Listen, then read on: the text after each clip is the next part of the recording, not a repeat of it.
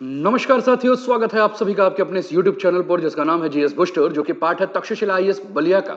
और मैं हूं अनूप उपाध्याय। साथियों, इतिहास गवाह है कि जब किसी बर्फीले द्वीप पर दुनिया की सबसे बड़ी शक्तियां आमने सामने हो, तो समझ लीजिए कि मामला बर्फ का नहीं, भविष्य की सत्ता का है। ग्रीनलैंड में ब्रिटेन ने भेजा है सिर्फ एक सैनिक, पूरे यूरोप से पहुंचे हैं 40 सैनिक, और सामने खड़ा है अमेरिका, जो खुलकर कह रहा है कि ग्रीनलैंड मेरी राष्ट्रीय सुरक्षा है।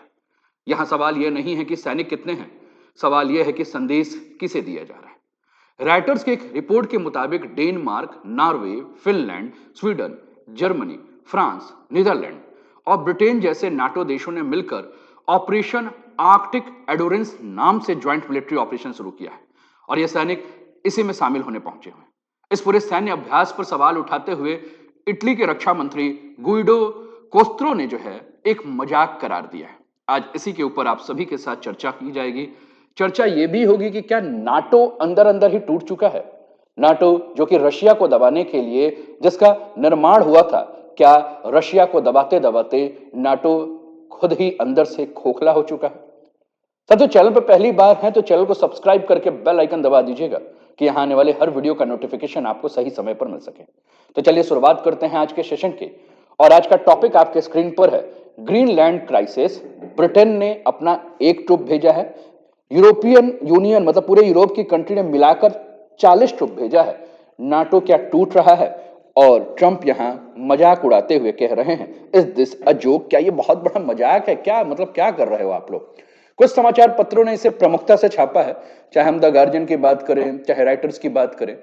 ट्रम्प से it will be done on getting Russian fleet away from Greenland. Trump बार बार कह रहे हैं कि भैया हम रूस का जो डर है, जो थ्रेट है, उसके खिलाफ हम ग्रीनलैंड चाह रहे हैं, क्योंकि अगर हम ग्रीनलैंड में नहीं आए तो रशिया और चाइना वहां पहुंच जाएगा। बातों को समझिएगा।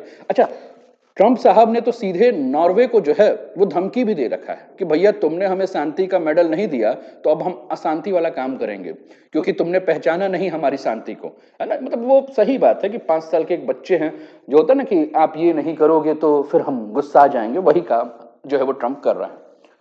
दूसरा है, Trump's links Greenland threat to Nobel peace prize snub, European Union eyes trade retaliation. The Guardian लिखता है, tariff on NATO allies are wrong, Starmer tells Trump's in Greenland crisis. अच्छा, यूरोपियन यूनियन की जो कंट्रीज है उसमें 10 countries के ऊपर जो है मोटा मोटी टैरिफ भी जो है वो लगा दिया। अच्छा, टैरिफ का हथियार ट्रम्प बहुत ज्यादा चलते हैं। तो चलिए इसी के ऊपर हमारी चर्चा होगी और समझते हैं। तो अंत तक बने रहिए और पूरी चर्चा को सुनिए, अपने विचारों को कमेंट के माध्यम से हमको दीजिए। तो साथियों, एक तरफ ट्रंप दिख रहे हैं और दूसरी तरफ आपको जो है वह ब्रिटेन, फ्रांस और इटली के नेता जो है वो देखने को मिल रहे हैं। साथियों, ग्रीनलैंड को समझने के लिए हमें इस पूरी कहानियों को जो है वो 3 परतों में जो है सोचना होगा, जिसमें हम ग्रीनलैंड के भूगोल को देखेंगे, ग्रीनलैंड की संवैधानिक स्थिति को देखेंगे और वैश्विक सत्ता संतुलन को देखेंगे। साथियों, ग्रीनलैंड के बारे में अगर हम बात करें तो पहले हम ग्रीनलैंड का एक मैप आपके सामने रख लें, जिसके बाद हमें इसे समझना बहुत ही आसान हो जाएगा, हम इसको बहुत क्लियर कर सकें। आपके स्क्रीन पर एक ग्रीनलैंड है साथियों, जो कि खनिज संसाधनों से संपन्न है ये ग्रीनलैंड, और काफी ज्यादा यहाँ आपको खनिज जो है देखने को मिलेगा। और ये आप मैप में अगर आप देखेंगे तो ये आपको आर्कटिक ओशियन का क्षेत्र दिख रहा है, ये उत्तरी ध्रुव है, नॉर्थ पोल। इधर आपको रशिया दिख रहा है, नीचे आपको यूरोपियन कंट्री जैसे कि यहाँ नॉर्वे, स्वीडन, फिनलैंड आप देख रहे होंगे मैप में बड़े ध्यान से। इधर यूक्रेन दिख रहा है, इधर हम आ रहे हैं तो यूके दिख रहा है, ये आइसलैंड दिख रहा है, ये आपका ग्रीनलैंड है। और ये यहाँ का थूले जो है एयर बेस देखने को मिल रहा है। पश्चिम में इधर हम जा रहे हैं तो ये आपको कनाडा देखने को मिल रहा है, ये यूनाइटेड स्टेट्स अलास्का का क्षेत्र है आपको देखने को मिल रहा है। ठीक है, मैप देख लीजिए। तो ग्रीनलैंड के बारे में हमने बात किया साथियों, तो ग्रीनलैंड का आकार तो बहुत बड़ा है लेकिन आबादी बहुत कम है। ग्रीनलैंड दुनिया का सबसे बड़ा जो है द्वीप है। क्षेत्रफल की अगर हम बात कर रहे हैं ग्रीनलैंड की, तो लगभग 21 लाख वर्ग किलोमीटर, 21 लाख किलोमीटर स्क्वायर जो है इसका टोटल का टोटल एरिया आपको देखने को मिलेगा। ठीक, लेकिन अगर पॉपुलेशन की बात करें तो पॉपुलेशन मात्र 57,000 है, मात्र 57,000 आबादी है यहाँ, यानी कि कम लोग हैं, विशाल जमीन है, आर्कटिक का लोकेशन है, और यही कारण है कि ग्रीनलैंड द्वीप नहीं, रणनीतिक एक तरह से प्लेटफॉर्म जो बन चुका है। अब थोड़ा सा हम आ जाते हैं पॉलिटिकल रिलेशन। अब ग्रीनलैंड का अगर हम बात करें तो सारा का सारा इसका नियंत्रण यहां से होता है। आपके स्क्रीन पर यह देश दिख रहा है जिसका नाम है डेनमार्क, है ना। डेनमार्क से जो है नियंत्रण होता है, सारा का सारा सत्ता यहीं से चलता है ना, क्योंकि डेनमार्क के अधीन ग्रीनलैंड की स्थिति है। 1953 की अगर हम बात करें तो ग्रीनलैंड जो है वो डेनमार्क का हिस्सा था। 1979 में ग्रीनलैंड में होम रूल आंदोलन चला। 2009 में सेल्फ रूल एक्ट लाया और 2009 के बाद शिक्षा, स्वास्थ्य, पुलिस, संसाधन ये सारे ग्रीनलैंड के पास थे, लेकिन रक्षा की बात करें तो वो डेनमार्क के थे।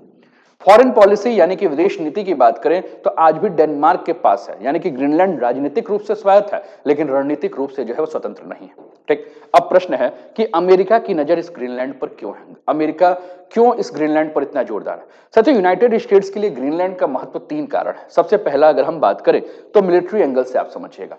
हमने मैप में आपको एक एयर बेस दिखाया था जिसका नाम था थूले। मैप में यहां आप देखिए थूले, लेकिन थूले को हम और भी बड़े स्तर पर आपको दिखाते हैं।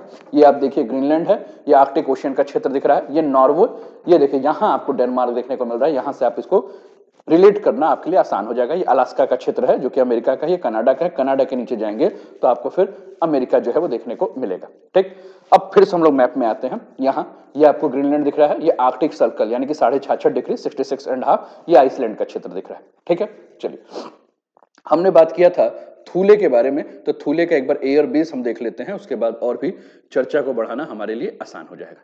तो आप अपने स्क्रीन पर देखिए थूले एयर बेस है ना, और ग्रीनलैंड का। और ये मिसाइल चेतावनी प्रणाली यहां लगाई गई है कि रूस से आने वाला अगर कोई भी inter continental ballistic missile ICBM अगर आ रहा है तो सबसे पहला संकेत जो है वो यहीं से मिल जाएगा। किसको? अमेरिका को। दूसरा, ये पूरा का पूरा क्षेत्र जो है वो आर्कटिक क्षेत्र है। 66.5 डिग्री की अगर हम बात करें तो यहां से रेखा जो है वो गुजरती है 66.5 नॉर्थ। अगर हम बात करें तो यहां से आपको क्या देखने को मिलता है, लैटिट्यूड्स जो है वो यहां से देखने को मिल रहा है ना। ठीक, अब आर्कटिक के बारे में हमने कहा कि ये आर्कटिक कंट्रोल है। आर्कटिक में नए समुद्री मार्ग यहीं से हैं, भविष्य की नौसैनिक और वायु रणनीति का क्षेत्र है। चाइना यहां रेयर अर्थ मिनरल्स की सोच में है और चीन जो है वो यहां के लिए एक सिल्क रूट बना रहा है जिसको कि हम पोलर सिल्क रोड के नाम से हम जानते हैं। ट्रंप कह रहे हैं कि भैया हम इस ग्रीनलैंड को खरीद लेंगे। 2019 में भी जब ट्रंप इसके पहला कार्यकाल था राष्ट्रपति का, तो उन्होंने कहा कि वी शुड बाई ग्रीनलैंड, है ना, हमें ग्रीनलैंड खरीद लेना चाहिए। यानी दुनिया ने उस समय ट्रंप की इस बात का जो है मजाक समझा, सबने समझा कि अरे भैया ये बिजनेसमैन व्यक्ति है, पहली बार राष्ट्रपति बना है, लंबी लंबी बातें दे रहा है ना, सबने इसको मजाक समझा। लेकिन यह रणनीतिक संकेत 2019 में ही ट्रंप ने जो है पूरे विश्व को दे दिया था। ग्रीनलैंड को नाटो के भीतर यूपी जो है अगर हम बात करें तो यूएस स्पेयर के नाम से भी जाना जाता है। डेनमार्क की सीमित शक्ति को बाईपास करना रूस चीन के लिए जो है वो एक साफ चेतावनी। अब ट्रंप जो है वो सीधे ये कह रहे हैं कि जो नया कार्यकाल ट्रंप का है इसमें ये सीधे कह रहे हैं कि टैरिफ कूटनीति का हथियार जो है वो बन चुका है। मित्र देशों को ऊपर भी जो है वो आर्थिक दबाव बनाना है और ग्रीनलैंड पर बात जो है वो अब नरम नहीं होगी, बात जो है वो क्या हो जाएगी, अब सख्त हो जाएगी, है ना। अब जैसे ही ये पूरी की पूरी बातें हुई हैं, उन्होंने कहा कि भैया ग्रीनलैंड को दे दीजिए। यूरोपियन यूनियन कह रहा है कि नहीं देंगे, तो कहा ठीक है भैया हम तुम्हारे ऊपर टैरिफ लगा देते हैं, है ना, कैसे भी ना दो, नहीं तो हमको बेच दो, कितना रुपया लोगे ये बताओ। ये तो मतलब वैसा ही हो गया जैसे कि आपके गांव में किसी की जमीन है और कोई वहां का दबंग व्यक्ति कह रहा है कि वाला जमीन हमको चाहिए, कैसे देखो ये बताओ, औने पौने दाम हम दे रहे हैं, इस रेट पे हमको देना है तो दे दीजिए, नहीं तो हम कब्जा कर लेंगे। दो कंडीशन है ना, मतलब हमें चाहिए। अब जैसे ही ये सारी की सारी बातें हो रही तो यूरोप ने कहा कि ठीक है भैया हम तुमको जवाब देंगे और तुम्हारे जवाब के लिए हम अपनी मिलिट्री भेजेंगे, है ना। तो मिलिट्री भेजेंगे तो हुआ कि ठीक है भैया भेजो अपनी अपनी मिलिट्री। कौन कितनी मिलिट्री भेजेगा, तो कौन कितनी मिलिट्री भेजेगा, तो सबसे शुरुआत किया ब्रिटेन ने। ब्रिटेन ने कहा कि ठीक है हम मिलिट्री भेज रहे हैं और ब्रिटेन ने अपनी एक आर्मी को, मतलब केवल एक जवान को भेज दिया कि जाओ भैया तुम ऑपरेशन आर्कटिक एंडोरेंस में जो है वो काम करो। ठीक, यानी कि इस मिलिट्री ऑपरेशन का उद्देश्य क्या था कि आर्कटिक सिर्फ अमेरिका का जो है वो बैकयार्ड्स नहीं है, इसकी जमीनी सच्चाई कुछ और है। तो हमने कहा कि एक कौन भेजा, ब्रिटेन ने एक, लेकिन बाकी सारे यूरोपियन कंट्री ने कहा कि ठीक है हम भी भेजेंगे, हम भी यहां भेज देते हैं। तो कितना भेज दिया, तो बाकी सारी कंट्रीज की अगर हम बात करें तो बाकी सारी कंट्रीज ने जो है वो कुल मिलाकर जो सेना भेजी है वो इतनी बड़ी सेना भेजी है कि पूछिए मत। तो कुल मिलाकर 7 देशों ने जो है वो 40 सेना भेजी है, जिसमें फ्रांस ने कहा कि ठीक है हम 15 भेजेंगे, जर्मनी ने 13 भेजा, नॉर्वे ने 2 भेजा, नीदरलैंड ने 2 भेजा, फिनलैंड ने 2 भेजा, ब्रिटेन ने 1 और स्वीडन कहा कि अभी हम नहीं बताएंगे कि हम कितना भेजेंगे।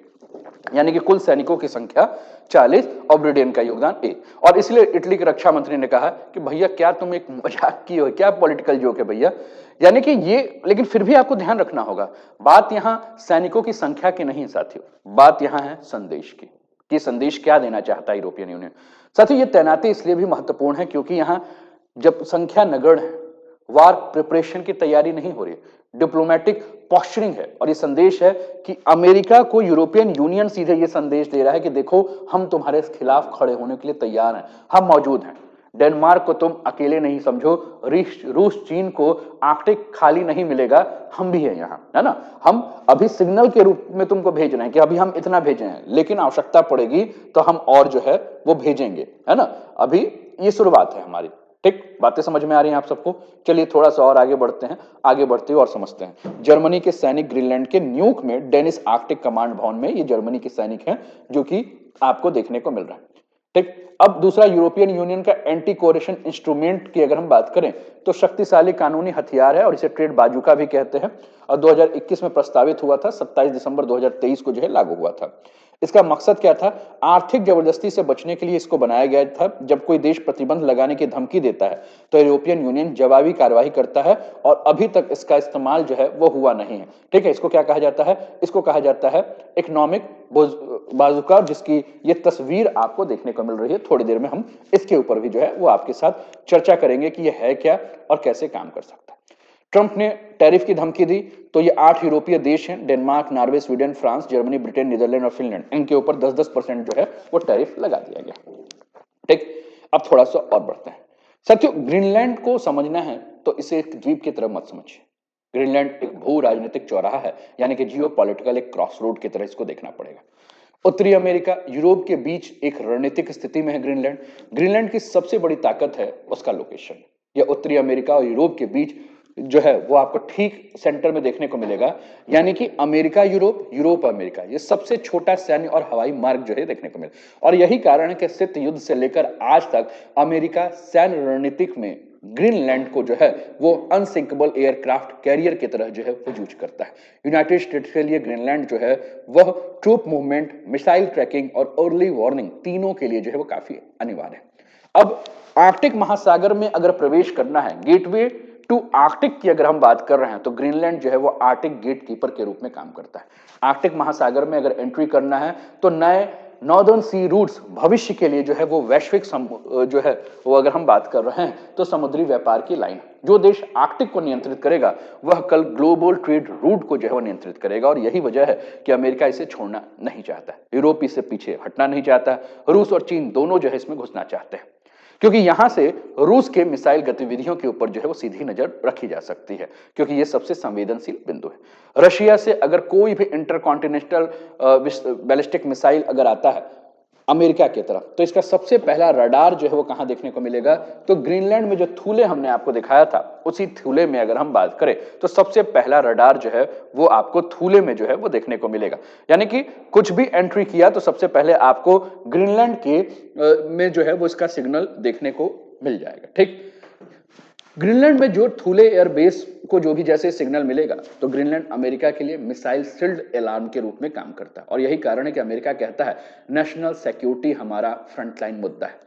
दूसरा अगर हम बात करें तो जैसा कि हमने कहा कि पोलर सिल्क रूट की बात जो है वो चाइना कर रहा है, तो पोलर सिल्क रूट की बात अगर चाइना कर रहा है साथियों, तो चाइना का कहीं ना कहीं इसका मतलब है कि आर्कटिक में दिलचस्पी बढ़ चुका है। और यहीं से जब चाइना की एंट्री आ जाती है तो चाइना बार बार कहता है खुद को कि देखो भैया, हम नियर आर्कटिक स्टेट है, आर्कटिक में हमारे पोर्ट्स हैं, हमारे रिसर्च स्टेशन हैं, हमारे रेयर अर्थ माइनिंग जो है उस पर भी हम निवेश करने के लिए तैयार हैं, और पोलर सिल्क रूट के माध्यम से भविष्य के संसाधनों पर चाइना पकड़ करना चाहता है। और अमेरिका यूरोप को यही डर है कि कहीं चाइना अपना प्रभाव यहां ना बना दे और एक हमें नई चुनौती ना दे। तो ग्रीनलैंड में यदि चीन को जगह मिलती है तो सीधे सीधे अमेरिका और नाटो की एक रणनीतिक हार के रूप में देखा जाएगा।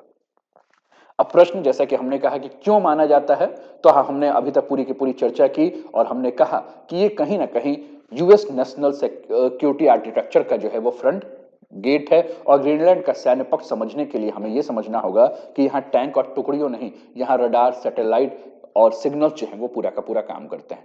अमेरिका यहाँ थूले और पिटफिक जो स्पेस बेस है वो आज भी इसको यूज कर रहा है। ठीक है, पिटफिक स्पेस बेस, जिसको कि पहले थूले एयर बेस कहा जाता था। तो इस बेस की भूमिका के बारे में हमने कहा कि यहां से स्पेस मॉनिटरिंग और सैटेलाइट ट्रैकिंग करना भी आसान है।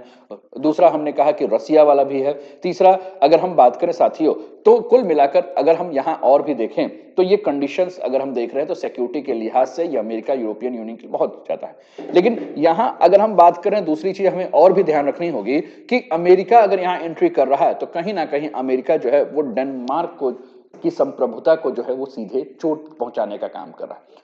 अब ग्रीनलैंड पर डेनमार्क की सैन्य मौजूदगी है और ये ज्यादा बड़ा नहीं है लेकिन प्रतीकात्मक रूप से महत्वपूर्ण है।